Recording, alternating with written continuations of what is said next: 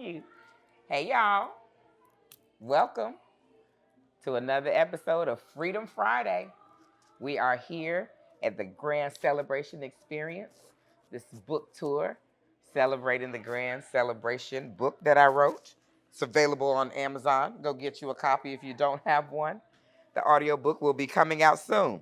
But today, I am here with my really good friend, Cindy Wonderful, a person who has inspired a lot of freedom in my life, and we're going to talk about it. Hey, Cindy. Hey, Brandis. Introduce yourself. My name is Cindy Wonderful. You might know me, and if you don't know me yet, I do SHAFAB Arts and Community Project, which is a local nonprofit, and we are basically creating community improvement through creative expression. And you may know me from Baton Rouge Locals Only, which is my local radio show. I only play Baton Rouge musicians because, in my opinion, no matter where you go, it's easier to think that somewhere else is cooler or better or whatever. And thinking that way really leads people to overlook what is right in front of them. And we have so much talent. And I think that's true wherever I would go. I always look at what's in front of me. And it's been a pleasure to tap into that local creative community and have a reason to put new artists out every week. And I also do my newest endeavor. It's called the Church of Make and Do. And that is probably what I am the most excited about right now because Freedom Friday, the Church of Make and Do really is about finding that freedom through creative expression for me. And that's where spirituality and creative expression and fellowship overlap. And that is where I really feel in my power to make my dreams come true. I am so glad to have been introduced to the Church of Make and Do. It was a Freedom Friday when we recorded and went to the church. You know, that was a Friday. I did not know that. That was a Friday. Wow. We find freedom on Fridays, baby. Yes. So Cindy and I made a song.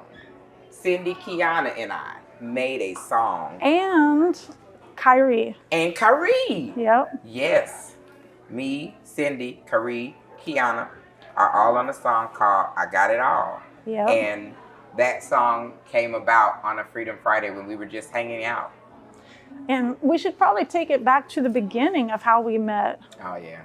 Because I believe it was a divine thing to have met you. Oh, me too. So the day before we actually talked for the first time, I was having lunch with Tina Ufford, one of my real good friends, yoga friends, and I was telling her about my dreams. I was doing the Art of Sacred Selfishness retreat, and I was looking for a photographer. And so then we started talking about Jen Oken, and she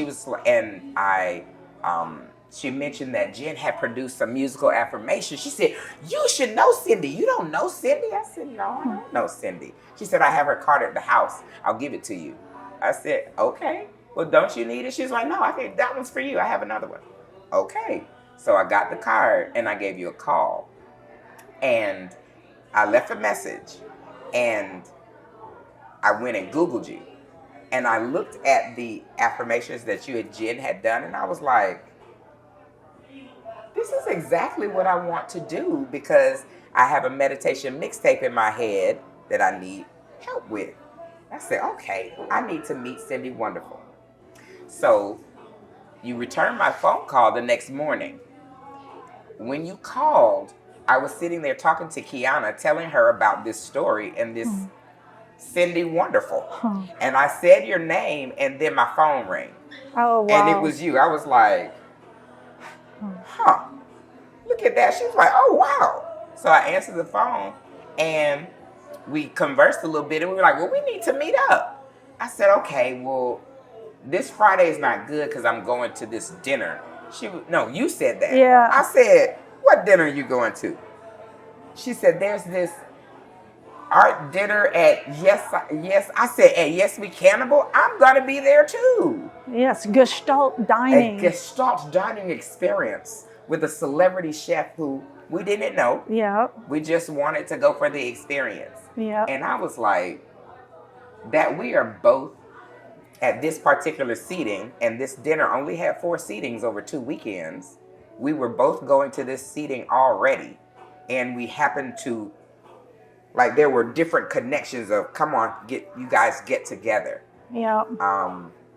That's divine, and you got to listen to things like that. Oh, definitely. And what an experience that dinner was, right? That dinner was wild. I've tried to retell the story, but it sounds like a dream. It sounds made up. It does. I was telling somebody, and they're like, wait, did this happen in the dream? I'm like, no, this is really what they did at Yes We Cannibal. And if you're not familiar with Yes We Cannibal yet, it is my favorite independent, alternative, nonconformist gallery and performance space. Yeah. And pop-up space on Government across from the Electric Depot, and they curate a lot of amazing events. They've been very supportive, and so after we met there, and I was really taken with you immediately. And you were sitting right next to me. Yeah. We didn't.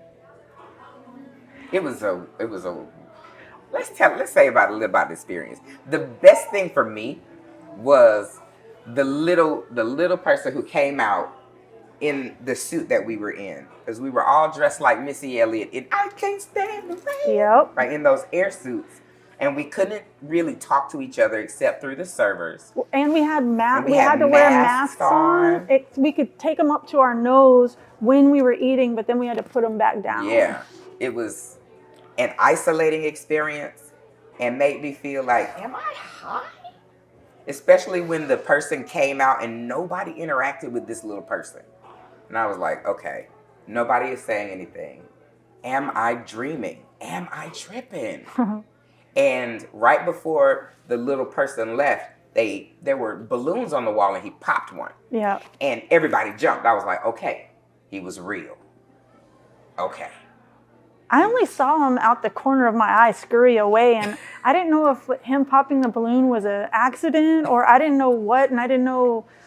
Yeah. It was a lot going on at dinner, but it did make me think a lot. Mm-hmm. It did. It was a reckoning with life and death, really.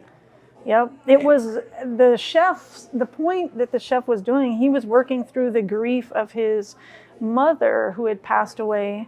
And we didn't know it at the time, but there was a film being projected over and over, and it looked like there was no real context given, but it looked like it was in Africa or somewhere.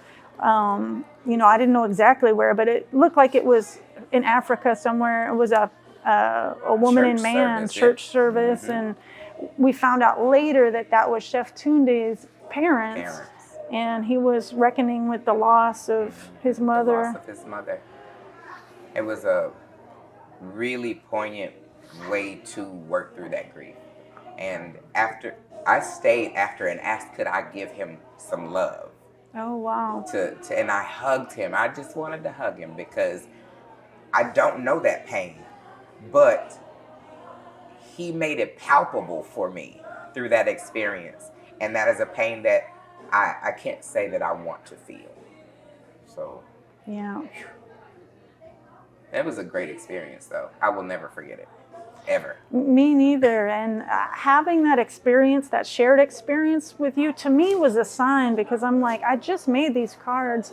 And I was also taking somewhat of a leap of faith, putting it out there that I do these musical affirmations. Really? Yeah, because I had done them with Jen, but I hadn't really made myself available to do them like to people that I didn't know. I had done some for Jen and Nikki Click and even my parents and people, that I knew. Mm-hmm. But I was like, well, let me see what can happen if I put it out there. And you responded, and the fact that you were at Yes We Cannibal, my favorite space, I was like, okay, this is a sign. This is a great sign. Yeah. I was like, I like this. Because I'm team no new friends a lot of the times. Like, I know a lot of people, but I don't know a lot of people.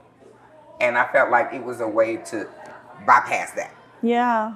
And we get to the meat of the relationship.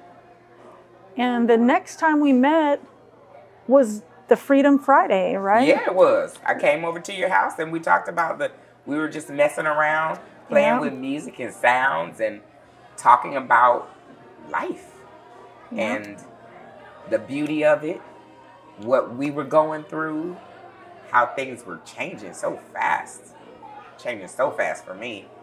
And you too. Oh, actually, I had seen you before that because I went to out to the Haven of Ascension. I went to Haven of Ascension. Yes, and you brought your recording equipment. Yeah, we did do that, and I made that little sampling of Tahuti and Bree and Tia and Kiana. Yeah. No, Kiana, I didn't really meet. I met her briefly. She was in and out. Yeah, but I didn't talk to her. But I did go to her concert. But I still don't think we interacted. No, I don't think so. And that's why I was like, well, as long as she's down to clown, because I didn't know, she's got this beautiful, trained, just wonderful jazz voice. She can do anything with it. And I didn't know, can she hang around with, And she hang around with the plebeians, with the regulars? Because I don't know musical notes and I don't know music in any sort of formal way. I just am very intuitive with it. Yeah, and so I said if she's down to clown, and that ended up being so powerful for me, and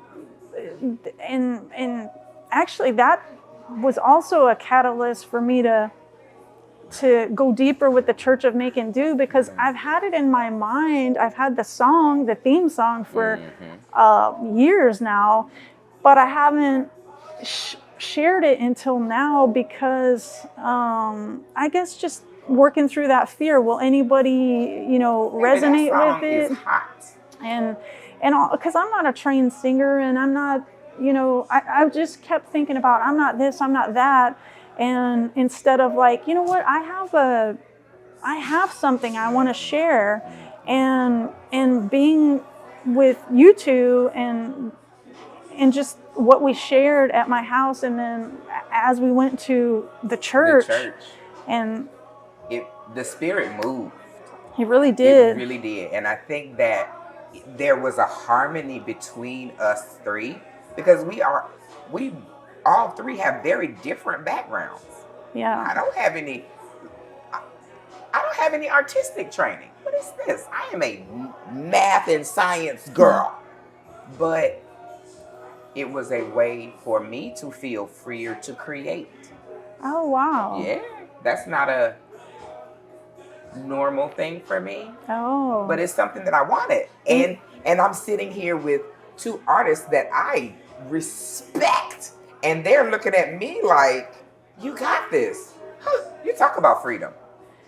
And for me, it was like just having my phone or my computer and just capturing moments, raw, real moments, and not saying, hey, let's take one, or there was no real start or stop. It was just capturing moments, and that's what I really love to do. And that's like, for me, the Church of Make and Do is about using your creativity to interact with moments, with time, with spaces. I'm not the most socially savvy person, so having creativity as a way that I can play and make sense of my experiences, and to offer something to my experiences, and to take something from my experiences that, more than just the moment, I can bring them into the future or tap into them when I need them. That's what it is for me, and that's why I'm so jazzed that you have a new book. Like you are in this creative flow, and to see you, to become friends with you at the time I did, and then to see you go off to Mexico, come back with your book. And you met me when I was still at my old job. Yep. And, you know, I see you have green hair, you have, you know, I used to be a punk, and I've been living, you know, to me, I am more comfortable, like, with a mohawk or being wild. And you're like, why don't you do that then? Do it. And I'm like, I can't do that at my job. So why you at the job? Yeah, and so since then, you know, I've had other, I worked at a law firm briefly, and that was wonderful, and that ran its course, and now I'm on my own, and it's like the most important thing to me now is to stay in that God vibration. That's what I call it. Tell me what the God vibration Well, is to you. To me, God is like, and I know it's different for everybody, so, and everybody understands it in a different way. So I don't like to subscribe to a particular religion or dogma. But even though I do go to Unity Baton Rouge, and I'm very spiritually nourished there, and I follow people like Edwin Gaines, Louise Hay, Angela Davis, and but God to me is like that feeling that you really know, like, it's all about love, self-love, loving other people, and being in tune with, like, the possibilities, your pure potential possibility, and that you can really have, and you already have everything you need. You have it, and when I look back at all the bands that I've been in, all of the projects that I've done, they've had that consistent theme that anything is really possible.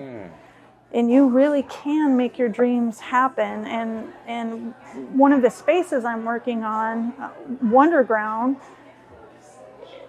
it's really all about cultivating a space where not only can it be a creative outlet for people, but it can also be an opportunity for people to get that support that they've longed for, and to make those connections. And I'm really working to making a space where people can, it can be the backdrop of people's lives, where, like, oh, we met there, or, you know, where relationships are built, and where, you know, maybe some promoter from another country may come in and say, oh yeah, you're great, let me book you a show in, you know, the Netherlands or wherever, because that's how it happened for me. Tell me more. I used to tour around the world, really. I mean, there's many places I haven't gone around the world, but I used to tour a lot across America, Canada, Scandinavia, Europe, the UK.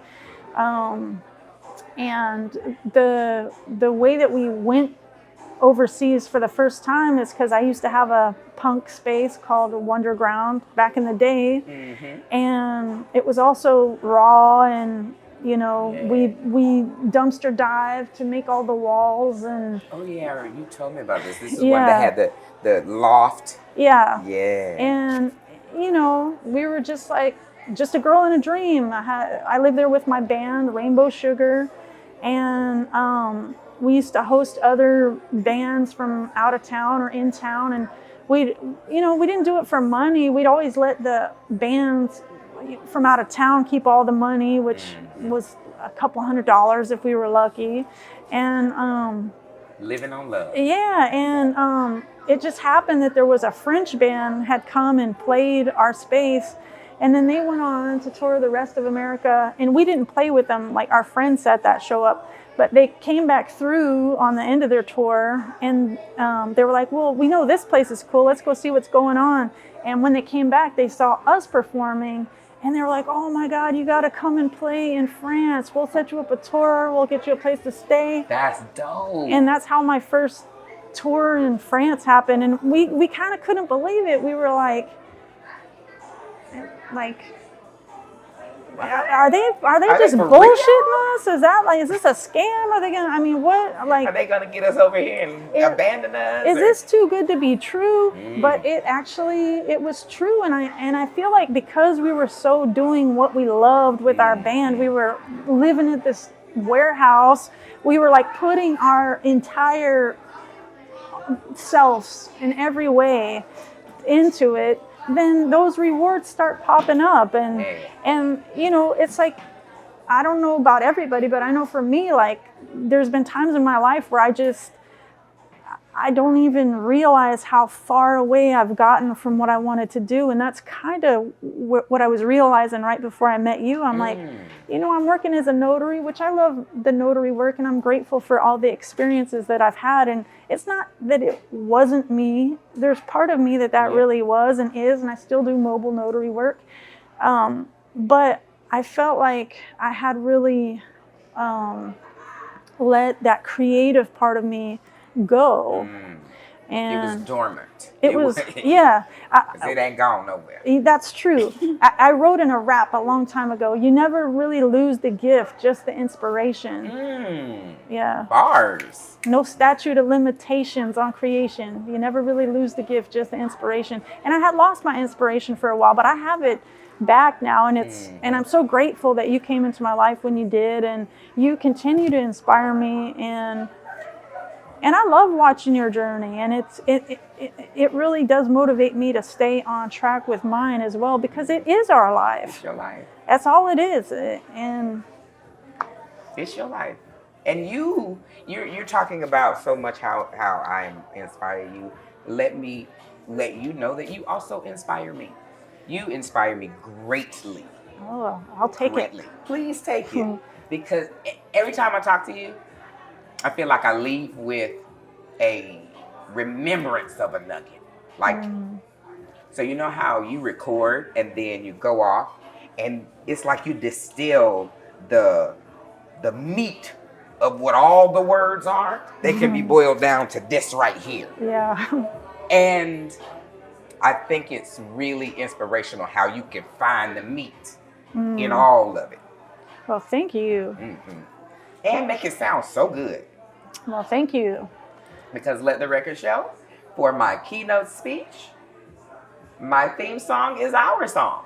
Yes. It always is, and it's always gonna be from now on. That's it. Until we make another one that replaces it, and that's it. We will make more. Because, baby, I got it all. And that is such a powerful, simple and powerful affirmation. I have everything I need. Have everything you need. I guess we should introduce the song. So the song is called I Got It All, right? Yes. Well, it's I have everything I need. I got it all remix. Thank you. I have everything I need. I got it all remix. Because you can hear Kiana's version of it. I have everything I need on her album. On her album. And that song is a meditation. And we took that meditation and remixed that thing, didn't we? Yes, and it's a beautiful thing too. It is a beautiful thing. Because we have everything we need. We just have to remind ourselves in the midst of living life. We can't forget. We have everything we need. We have everything we need. And on the flip side of that record coming out from Yes We Cannibal is Chef Tunde. So get your copy. So actually, can you tell us how that even came to be? Because you just called me one day and was like, so. Well, Yes We Cannibal, I went there and was visiting Matt and Liz, and those are the curators of Yes We Cannibal, the ones that make it happen, and I played it for them. I was like, hey, I've been working on a song, and I played it for them through their sound system, and they were super into it, and they were already putting out a series of 7-inches. And so they were like, oh, we want to use this we want to use this. And their 7-inches are basically about connecting people to the space. And since our story really started at the space. Yeah. For real. And then Tunde's on the flip side. And Kiana, I mean, it's interesting because Kiana wasn't, I don't even know if she's gone physically to Yes We Cannibal, but her reckoning with the church for her own reasons, or her working through that attachment, or just what she's working through with the church and what Tunde is working through are parallel stories in a way, because Chef Tunde's parents were heavily involved in the church, and he had moved away from the church, and had also realized that as he moved away, there were certain aspects that he had gained from it that he missed. And that's similar to Kiana. And so it's just interesting because even though those two haven't physically connected, like the space is so much like the web of these people, and I'm just glad that I got to, that is where I got to meet you in the flesh. Truthfully. Yeah. Like, you just blew my mind, because now I'm thinking about how we are all connected in this thing, and they are going through similar paths, and I never thought about it that way. Oh, yeah. I'm also a person who grew up very much in church, but I don't attend church regularly now. And there are certain things about church that I miss. But the things about church that I miss, I can recreate anywhere. I miss the spirit. I miss fellowship. I miss music. That's about it. And that exists all the time. All the time, everywhere. And that's part of the inspiration for me to do the Church of Make and Do, because I was not a person that grew up in the church. I really found church very boring. I didn't draw any, like, the church to me was dull. It was like, I couldn't relate to Jesus. I tried to read the Bible, and I couldn't relate. It just didn't, like, I didn't know how to apply it to my life. As I got older, I read the first 4 books of the New Testament, and I was like, am I tripping? I thought I just read this, but there was like 1,000 loaves here, but I thought it was 100. And I like flipped back, and I was like, oh wait, it took me reading all 4 books to be like, wait, this is the same story, but just told different ways. Different ways. And depending on who's telling the story, stuff changes. So that is the way that I actually could open up to the Bible, because I'm like, oh, okay, like it's telling you in the forward that, like, depending on who you hear the story from, the information is going to change. So just you get the gist of it, and then, you know, take from it what makes sense for you, and don't take it too literal, because it's telling you that, like, it's not factual. And that's what I don't understand about people who do this literal interpretation of the Bible, because it's like, if you read the first 4 books, they're all telling the same story, and the details change. So I mean, so my relationship to the church now is I've been going to Unity Baton Rouge for about 7 years, and they consider themselves a metaphysical approach to the Bible, meaning that you are every character. You're supposed to interpret the Bible kind of like you would a dream. You're every character in it, you know? And that's about the only way that I can get into it, because I can't think that I have to go through a man and go through a preacher and then go to God. I have to, my line to God has to be direct. But now I have a positive, supportive relationship with the church, but I know that for me, like, that wouldn't have resonated years ago. And so the Church of Make and Do for me is about, you know, I don't care if you're gay, straight, I don't care if you're a gangster, I don't care if you're a Trump lover, I don't care who you, like, what identity you cling to, as long as you're open to, like, being loved, and you want to belong somewhere, and you're open to, like, having a creative experience, then I want to provide the place where, you know, you're safe to come as you are, and work on creative projects. And I think that's real church. And it can happen anywhere. It doesn't have to be a service. It can be a video. It can be a song. It can be any kind of gathering where creativity is taking place. That is the Church of Make and Do in essence. I feel like we having service right now. Yeah, me too. We are having service. We are making, and we are doing. Yeah. And we are creating our life. Yep. And it's like making do with what you have. So it's a double entendre. It's making do with what you have, but Yeah. When you said, I was like, huh, the Church of Make and Do. Yeah. What can I make? What can I do? Yeah. And this I was love a that. gift from the Church This of Make is- and Do. I saw that. You see, I brought this because I wanted to share it. So, Cindy made me a spell book. Here it's his raw-isms. And here is my sigil. This is a design that I made, the sigil that I made that literally says BMO Raw. It is, a sigil is a visual representation of a word or sentence.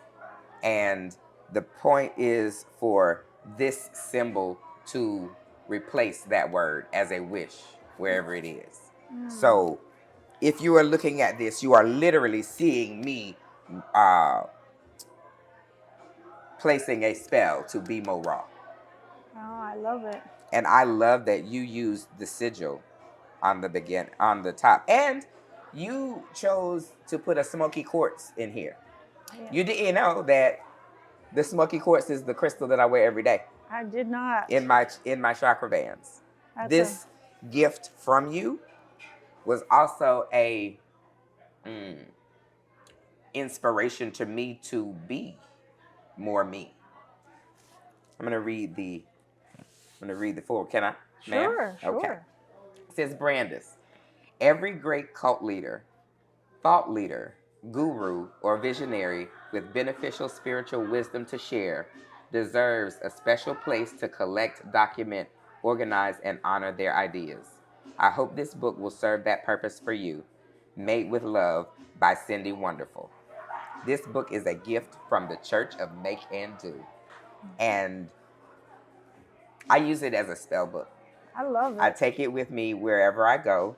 I have events and the like. And for example, when we went to Atlanta in October to do music therapy, I set it out. And after service, I told people, write in here what you want me to hold for you. Write what you want. Tell me how this night made you feel. And the next time I see you, we're going to revisit so we can stir that energy right back up. Wow. And so I thank you for my spell book. Oh, I thank you for coming to my life and reminding me to be more raw. Yes, be more raw, baby. And to get back to me. To you, to exactly you. Finding the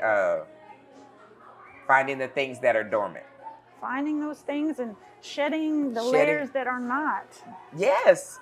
Take off the things that you put on to survive. Mm-hmm. Or just take off the things. Yeah.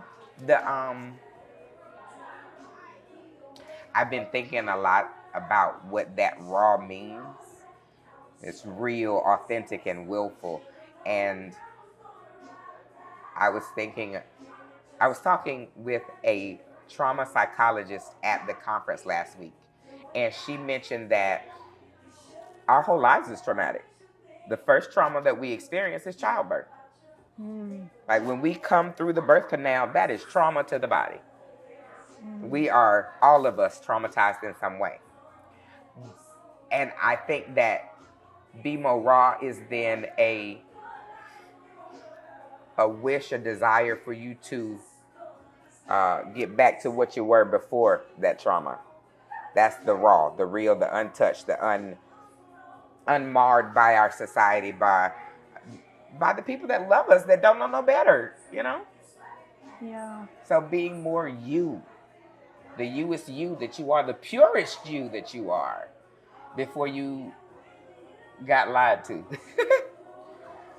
I like that. And I see that everyone and everything, every substance, every thought, to me, I feel like is a reflection of God. Not only a reflection of God, but is God. It is God. And when we feel anything other than that, it's a disconnect, but it's not true. Like your image says there, fear is a mirage, not a mirror. Mm-hmm. And anytime, like, especially in this transition from getting out of my normal streams of income to doing more what is in alignment with my spirit, I've had to depend on a lot of trust from God, or the God of my understanding. And I always hear the same thing. God took you this far, God's going to take you all the way. That's right. God would not bring you this far to leave you. Yeah. Just wouldn't it? Because God is eternal. How could God leave you? And it makes me feel better. It's like, I don't have to do anything myself. I can tap into this God power. I can believe that anything is possible because I'm just God's imagination. That's what we all are. So why would I limit my imagination? Why would I? I mean, that's how I see us. I feel like in the beginning there was just pure potentiality, and terrible, traumatic things happen here on earth. And if you think about them as a human, yeah, they're terrible. But if you think about them as anything that could happen, it's not so bad. I mean, it just is. We're a blip. Yes. Of eternity. We're just like that. You got to think, our lives are, let's say 100 years if we're lucky. Our lives is 100 years. But this world has been around billions and billions of years. Yeah. You're right. You're right. So I'm just trying to keep God first and let the rest of the details work themselves out. And it's hard sometimes. I mean, it doesn't feel hard at the moment, but it felt hard in the past to get there. Oh, I got to pay bills. I still have to pay bills. Yeah. But when I put God first, I'm like, yeah, I realize all these limitations. It's going to work out. It's going to work out. And there is no bad experience. I'm vegetarian. If I have to flip burgers at McDonald's to make ends meet, that is not there's valuable experiences that I could gain there if I know that I am staying in alignment. Then there is nothing bad that could happen to me. There's nothing bad. Because you're going to learn something either way. I'm going to learn. I'm going to connect. I've never been anywhere where I didn't meet creative people. That has never happened to me. I worked as a notary at High Neighbor, and I've met so many people for my radio show just working there. High Neighbor. Oh yeah, gospel singers, rappers, all kinds of creative people just working there at the most un-rock and roll place on the planet. At the grocery store. As a notary, but that just shows me God is always sending me a stream of creative people. Yeah. Always putting me in alignment. Because that's always what I love. And God is always putting you in alignment, or we can think of it like you are vibrating at a frequency that is harmonious to the creative people that come to you. That's an even better way to put it, because we are God. There is no separation. There's no separation. It's not like, I should say, like the God part of me, but there is no part of me that isn't God. That's true. So you're right. It's all about vibrating in the right frequency. You're the right frequency. I can see you. Going back to this math thing, this science thing. When you have particles that are vibrating at frequencies, well, let's just think about sound.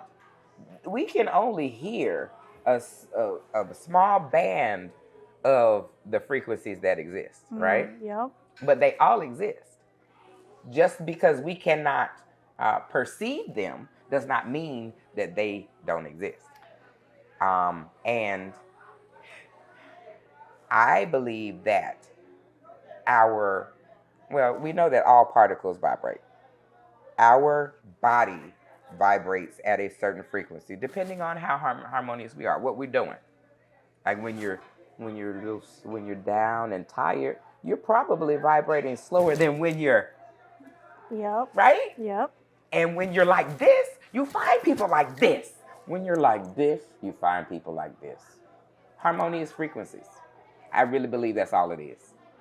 That is so true, and it goes along with the attitude. It really is everything. The people that are in a state of expecting something bad or only seeing something bad, that's what they see, and that is their reality, because that is that's the vibes they send out, and the people that respond to that are on that same wavelength. And I think about it too, about how anything is possible. I think about it like, just because you don't see it doesn't mean you can't have it. It's like a radio. It's like you have to have a radio and you have to turn on the dial to get the signal. But like, meanwhile, just because your radio was off doesn't mean those same radio frequencies weren't floating through the air. There are frequencies running through our bodies right now as we speak. There's so many. And it's so easy. But you got to be tuned in. You got to be tuned in. To get them, yeah. Or they just going to flow right on through you. Yep. So, yeah. I'm going to be thinking about this a lot. Yeah. Because now here's a question to explore. How do we stay tuned to what we want? How do you stay tuned? Well, how I stay tuned is affirmations and meditations. I've been meditating more lately. Yeah? Yes. I've been making time to meditate, and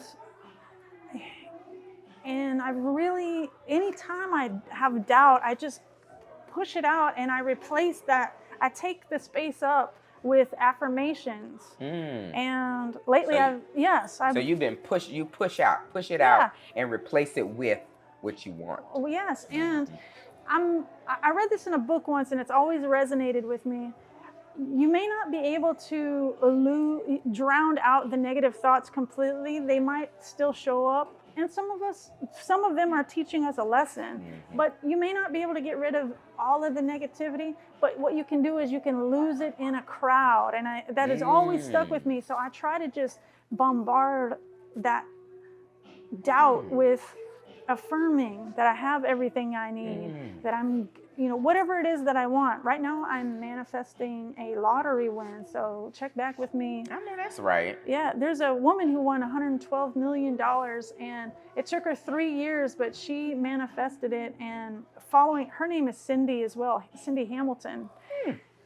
And since discovering her, I found this channel of this guy who won the lottery. He now has a podcast and he interviews lottery winners. And I was shocked at the amount of them who actually manifested their lottery win. Really? I was shocked. I was like, okay, well, it can't hurt to try. And you know what? It's fun to think about. And what you gonna lose?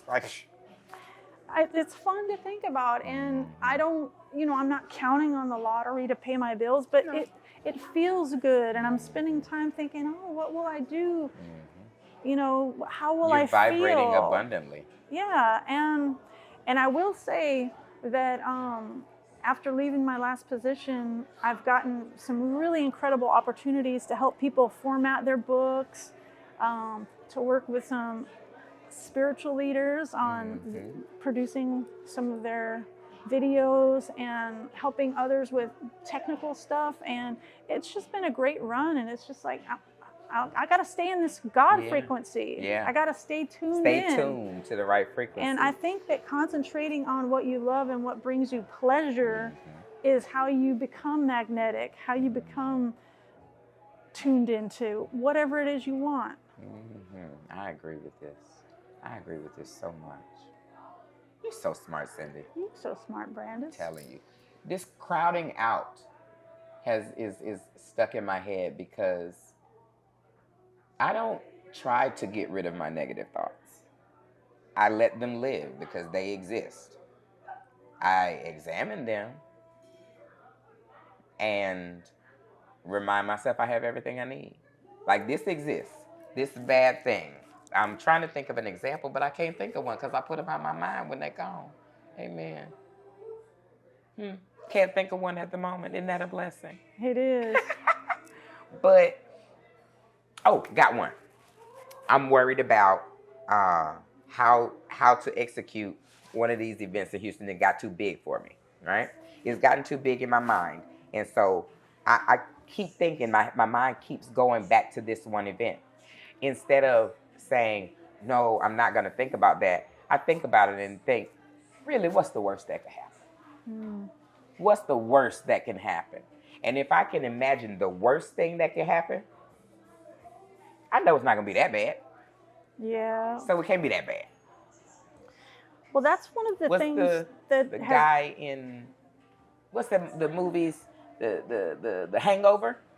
But did you die? It keeps. That's what I remember. But did you die? You all right? Keep moving. I've had to get a new relationship with failure, and that has given me some freedom as well, because sometimes, the church, I have the church. Yeah. I had grandiose ideas about getting the money to rehabilitate it, and I don't know where I'm going to get that money, and I don't know if I want to spend the energy, because there's a part of me that's heartbroken over it, that I haven't been able to do it, and that I really don't like the ways that I see it being possible.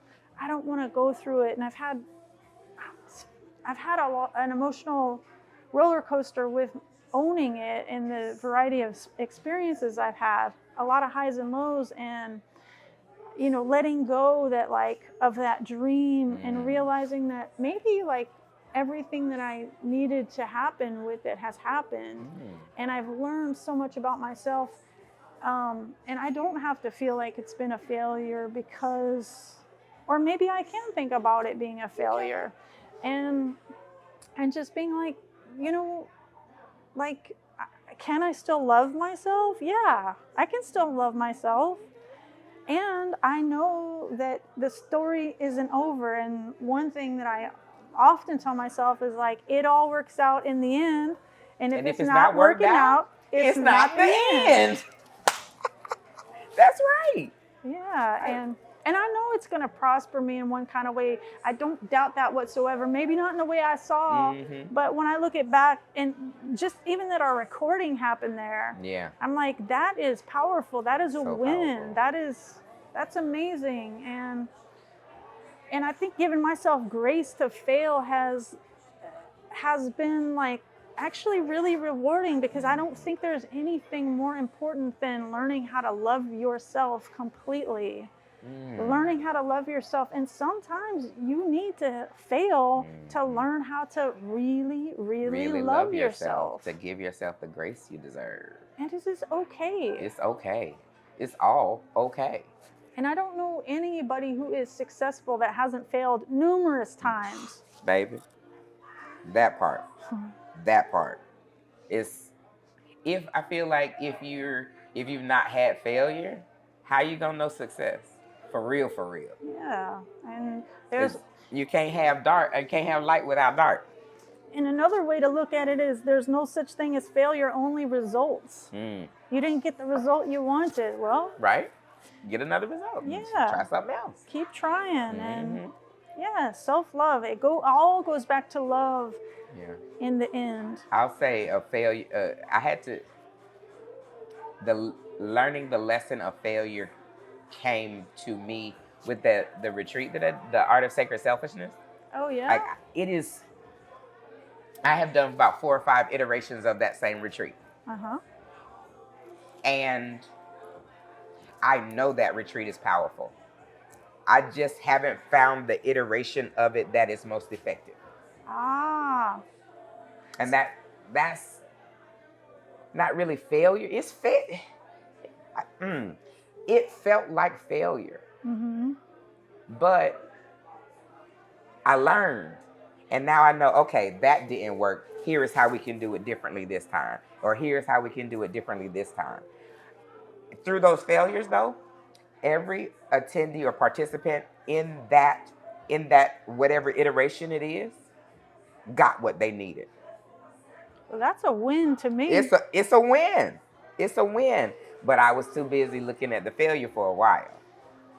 I feel like I did that with my band, because I wanted to be famous. I wanted to be really famous. And at the end, I was so burnt out, and I felt like a failure because I was living so hand to mouth. Mind you, I was living off of my. I was a rock star. I was living off of that, but it was always I was always on the edge. And now looking back, I kind of kick myself, because I wasn't looking at, I've been to all these countries. This is my job. I got to be on all these posters and flyers and on the radio. Somebody made a movie. twice about my band, and I've been in all these documentaries, and there was just so much cool things that like at the time weren't enough for me. And it's like, you know what? Like it's just like why? You know, it's like I kept moving the goalpost and not letting myself experience that. And I've really had to heal a lot and be like, you know what? You're okay. You're like, enough. You're enough, and like maybe you didn't reach the heights you thought you, or you know, maybe you didn't. Maybe like your band maybe is you got a destined different result. Disappear into obscurity, but like you meant something, and it all means something, and you can be proud of what you did, and it was a moment in time, and it was a moment in your life. It was, and we were part of people's lives, and we did things that I could be proud of. And outside of that, I remember the Fab Lab. That was an art gallery I ran in Berlin, very similar to Yes We Cannibal. And I remember feeling particularly like a failure one night. I had a speed dating event, and there was like nobody there, and the people that were there were really awkward. And I was like, man, there was only like 4 people, I think, and it was awkward as hell. And but one of the people that came, I ended up hanging out with her that night, and we became like really, really good friends. And I remember when it was happening, and I was feeling like a failure, I decided, hey, you know what? Like, there's nothing that you can experience so bad that a bad attitude won't make it worse. So I was like, I'm gonna have a good attitude because I'm here. Because you're here. And I mean, there's nothing I can do. The people that are here, so like I can make it work, or I can just surrender and just accept it for what it is. And that night, even though at the time the event felt like a failure, I was like, you know what? It is what it is. And me and the one girl, we ended up going out afterwards, and we ended up super tight. We still keep in touch to this day. Oh, wow. So I'm like, you know what? I'm going to count my wins, and I don't care if like 4 people come to the Church of Making Do, or 1 person, or 400, because it's like what is there is what is important, and what is not there is not supposed to be there. Exactly. And what's for you is not going to miss you. Yes. Because you have everything you need. I have everything I need. I love how it always comes back to it. You have everything you need. Always. Indeed. Dang, I'm so grateful. That's grateful. Gratitude. That is a vibration that I have found in my life to be a powerful manifester. Agreed. The feeling, the vibration of, wow, I am right here, right now, and everything that I have done or been or seen has led me right here to this moment. And then I get to thinking about how many factors, or how many different moving parts are in this world. And remember that it is a miracle to be here, to exist. It's a miracle. Yeah. A fucking miracle. Do you know how many people had to have sex at the right time for you to exist? If you just think about your grandparents. There's 4 sets of people that had to do the right thing at the right time. Yeah. For you to exist. Had grandma missed her period one day, you might be a different person. That's crazy. And when I think about that, I think, wow, I get to be here. I am. And this is my life. Wow. Just wow. Just wow. Indeed. And I'm happy and grateful that I get to share that the parts of our lives where our Venn diagram overlaps. I am so happy to share this with you. I'm so happy to be. I'm so grateful for you, Cindy.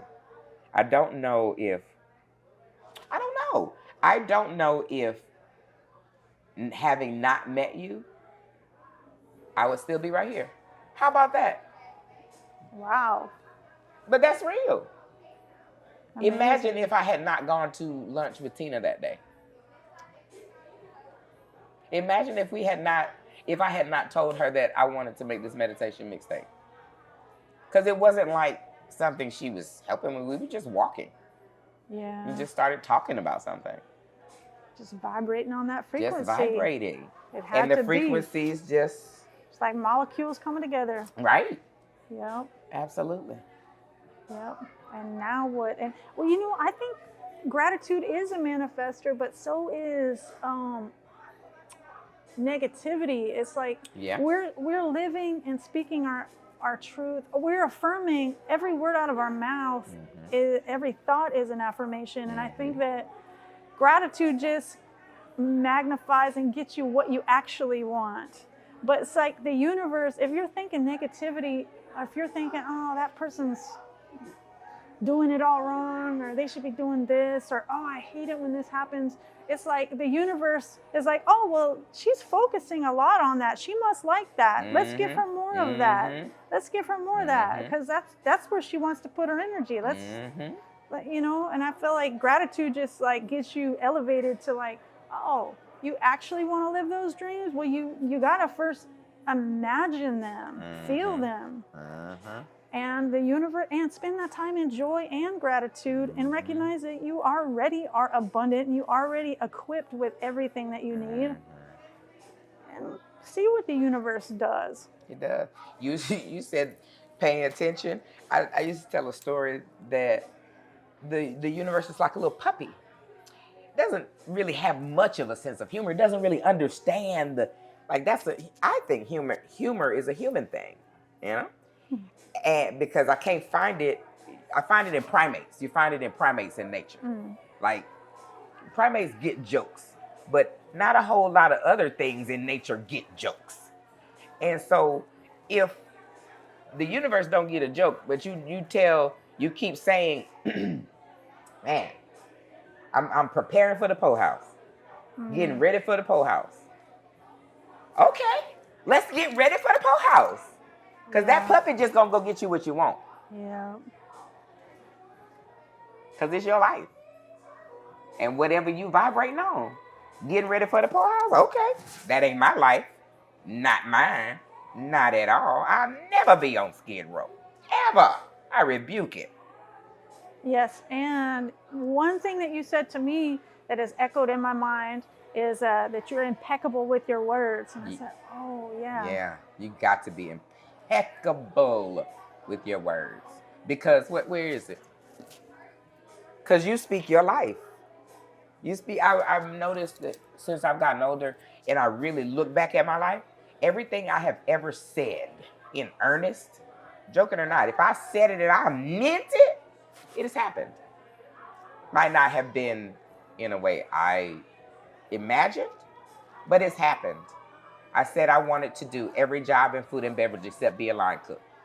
I have done every job in food and beverage except be a line cook. Everyone. And at that point was when I left hospitality.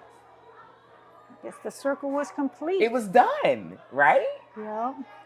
And now I'm delighted that you are sharing your raw isms, that you're putting this book out, that you're making these workshops available, because I know for me, this is the kind of energy I want to tune into. And I think it's important to find people that you resonate with that can fill in some of the blanks for you, that can remind you who you are and what you can be, and uncover maybe some of those things. Because I forget what it's called. Diagram, the 4 quadrants. It's like stuff only you know about yourself, stuff only other people know about you, stuff both you and other people know about you, and then stuff nobody knows about you. I forget, there's a name for it, but I think that sometimes there are things that only other people can see about you, that there's things about yourself you can't know from your own perspective. So it's important to really find your community of people that can nurture you. And I know with sacred selfishness and the things that you talk about, it's a very nurturing. And I think anybody that is needing to tune in, that is looking for the community, you offer a fantastic community. I received that. Do you remember when you gave me this book? No. The night we were talking about it. We were talking the day we made the song. Uh-huh. That day we started talking about cults. You remember that? Yes. This is another example of how you speak your life. And I think you were like, you would be a great cult leader. Yeah. And I was like, what? Girl, calm down. Because this is not Jonestown. Yeah. But the more I thought about it, I was like, she is right. You are right. Because I am a cult. Yeah. I am a cult. And I want to be a person who helps develop cults. But not cults that exclude. Yeah. Cults of one. No cults that molest or none of do that. weird power things. None of that. The cults that I want to create are cults of one. Yeah. Like I want you to be your own cult, baby. And you listen to who? You. Because it's your life and your cult. And that night when I went home, I opened Netflix. Uh-huh. And it was recently added, and it was on my, on your little For You. It was, oh, happy birthday. Somebody got a birthday. I love that.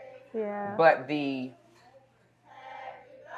show that I found was How to Be a Cult Leader. Do you remember I told you that? Yeah. That freaked me out because I was like, whoa. She said I'm a cult leader, and now I'm getting instruction on how to be a cult leader? Yeah. I watched that whole series. It was very interesting. And there are a lot of the traits that were mentioned in these different episodes that I already have. Like they talked about having your own unique vernacular.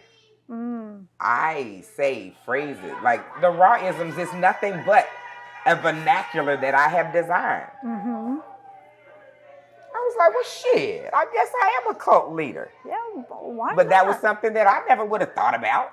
Yeah.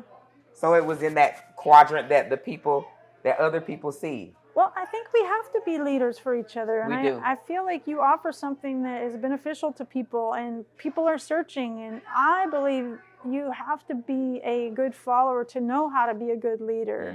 You have to, you have to understand that I think it's a sacred relationship between leader and follower, because you can really develop yourself. And those things that only other people can see in you, they need that support, that nurturing. I mean, it's just like a parent and a child. It's like you need that. You need it. You need that, and then you go be your own person.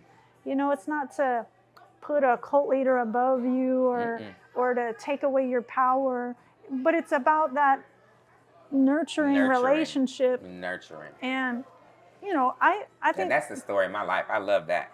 I like to, people come to me, I meet them at a certain time, and magic happens. And then either I talk to them or I don't talk to them. And it's okay, because I might see you 10 years later, and I'm like, hey girl, what's up? What's going on? Tell me more. Yeah. You remember when you did? It's story of my life. Yeah. I love it. And I appreciate there's a raw-ism for this. You need a mirror because you can never see your own face. I appreciate you being one of my mirrors because I can't see my face. Well, it's beautiful, and I'm happy to reflect it for you. And I'm happy to reflect you back. Well, because you're the bomb.com. Well, then let's keep this good thing Yeah, going. we stirring this thing. And in the meantime, in between time, keep celebrating. And if you haven't got your copy of the Grand Celebration, please get it now. Get it. She's got a goal. You heard her talking about it. I do. I have a goal. Help her reach that goal. I want to sell 5,000 books. I'm saying it out loud on camera. I want to sell 5,000 books. I bought one. Yeah, I hope did. I was one of the first. I hope. You were, actually. Yes. You were. That was my goal. The second I saw the ad come out, I said, oh, let me get that. Thank you. And it was an honor. It is So wild. I get a lot of pictures from people when they get their book, and it makes me feel so good inside. Oh. Because somebody's reading my words. Oh, well, you need to print them out and put them in here. Grow them. Yes, I will. Yeah. Yes, I will. Thank you for that. Sure thing. Maybe I can help you make a pop-up page, with all your books, people with all your books. I've made pop-up books before. I'll put New project. Yeah, new project. Yo, I love it. All right. I love it. Thank you, Cindy. Well, I hope anybody listening does feel like anything is possible, and that even if you don't see it right now, there is a space for you. There is a world that cares about you. There is a place that you belong, and there is no reason you can't have all Everything the you love want. that you feel, that you need to feel, that you want to feel, and you do already have everything you need. That's right. And Brandis, I thank you for having me. Thank you, Cindy. Yeah. Thank you. Happy Freedom Friday. Happy Freedom Friday, everybody. Thank you so much. We'll see you next time in the Grand Celebration Experience. Peace.